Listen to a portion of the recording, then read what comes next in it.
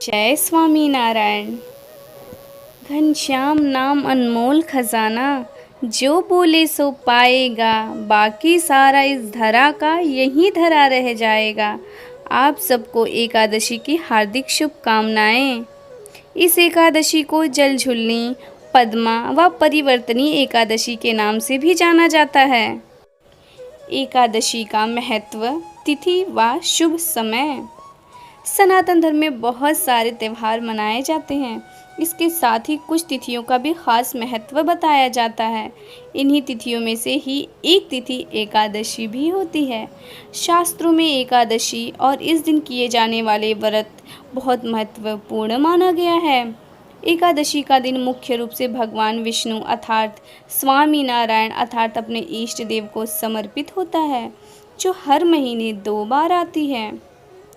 वैसे तो सभी एकादशी बहुत खास होती है, लेकिन भाद्रपद माह के शुक्ल पक्ष के दिन आने वाली एकादशी खास होती है।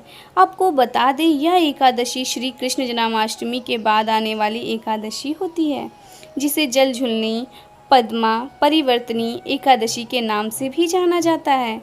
आइए जानते हैं जल झुलनी एकादशी का त्यौहार मनाया जाएगा कब और इसका क्या महत्व है। श्री कृष्ण जन्माष्टमी के बाद आने वाली एकादशी महत्वपूर्ण मानी जाती है, जिसे जल झुलनी के नाम से भी जाना जाता है। यह वर्ष 2022 की बात की जाए तो इस बार जल झुलनी एकादशी का व्रत 6 सितंबर को रखा जाएगा। जल झुलनी 11 के अवसर पर गाजे बाजे के साथ भगवान कृष्ण के शहर में फेरी निकाली जाती है। भगवान कृष्ण को पालकी में बिठाकर मंदिरों से यह शोभा यात्रा निकाली जाती है, जिसके बाद सभी लोग अपने घरों से बाहर निकलते हैं और भगवान के दर्शन कर पालकी के नीचे से परिक्रमा लगाते हैं। जल झुलनी 11 एकादशी को ढोल 11 के नाम से भी जाना जाता है। माना जाता है इस दिन माता यशोदा ने घाट का पूजन किया था। आइए जानते हैं इस दिन का महत्व। इस दिन व्रत करने से रोग, दोष आदि से मुक्ति मिलती है। यह एकादशी करने से जीवन में धन, धान्य व मान प्रतिष्ठा में समृद्धि होती है। जल झुलनी एकादशी के दिन व्रत व दान पुण्य करने से सौभाग्य में वृद्धि होती है। माना जाता है कि इस दिन व्रत करने से वाजपेयी यज्ञ के समान फल मिलता है। जल झुलनी एकादशी व्रत करने से जीवन से सभी कष्टों व संकटों का नाश होता है। इस बार एकादशी 6 सितंबर को मनाई जाएगी।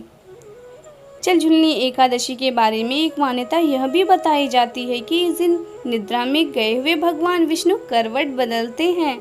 इस एकादशी के दिन भगवान नारायण के वामन अवतार की पूजा होती है। आइए सुनते हैं वामन अवतार कथा। सतयुग में प्रहलाद के पौत्र दैत्यराज बलि ने स्वर्गलोक पर अधिकार कर लिया। सभी देवता इस विपत्ति से बचने के लिए भगवान विष्णु के पास गए।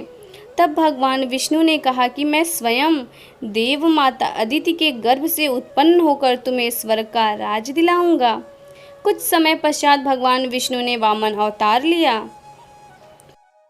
कुछ महत्वपूर्ण सूचना।